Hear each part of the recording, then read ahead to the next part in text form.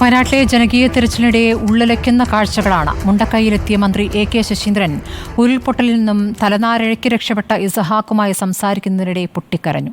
ഏറ്റവും മികച്ച പുനരധിവാസം ദുരന്തത്തെ അതിജീവിച്ചവർക്ക് ഉറപ്പാക്കുമെന്ന് മന്ത്രി പറഞ്ഞു. ദുരന്തത്തിൽ തലനാരിഴയ്ക്ക് രക്ഷപ്പെട്ട 17-കാരൻ ഇസ്ഹാക്ക് 13ാമത്തെ ദിവസം വീടിരുന്ന സ്ഥലത്ത് തിരിച്ചെത്തിയപ്പോൾ കണ്ടത് വലിയ മൺകൂന മാത്രം. രക്ഷിതാക്കളെയും വലിയുമ്മയെയും നഷ്ടപ്പെട്ട ഇസ്ഹാക്ക് വീടിരുന്ന സ്ഥലത്ത് അവശേഷിച്ച് ഓരോന്നും എടുത്തു നോക്കി. ഇതിനിടെയാണ് മന്ത്രി AK ശശീന്ദ്രൻ സ്ഥലത്തെത്തിയത്. മന്ത്രി ചേർത്ത് പിടിച്ചപ്പോൾ ഇസ്ഹാക്കിന്റെ കണ്ണ് നിറഞ്ഞു. ഇസ്ഹാക്കിന്റെ മുന്നിൽ മന്ത്രി പൊട്ടിക്കരഞ്ഞു. ഇവരോട് ഞാൻ എന്തുത്തരാ പറയാ? അവരുടെ ചോദ്യത്തിന് ഒരു ഉത്തരവില്ല. അവരെ രക്ഷിക്കാൻ ശ്രമിക്കുക, അത്രയേ ഉള്ളൂ.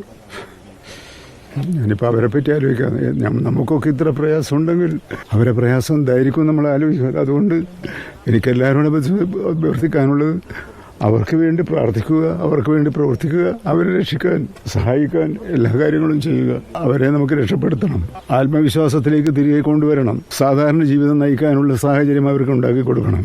ആ കാര്യത്തിൽ പ്രതിബദ്ധതയോടുകൂടി സർക്കാർ പ്രവർത്തിക്കുമെന്ന ഉറപ്പ് മാത്രമേ ഈ ഘട്ടത്തിൽ ഞാൻ നിങ്ങൾക്ക് നൽകുന്നുള്ളൂ.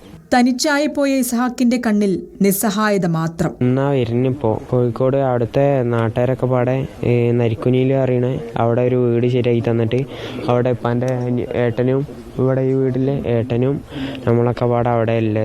നിലവിൽ കോഴിക്കോട് നരിക്കുനിയിൽ ബന്ധുക്കൾക്കൊപ്പം കഴിയുകയാണ് ഇസ്ഹാക്ക്. റിപ്പോർട്ടർ, വയനാട്.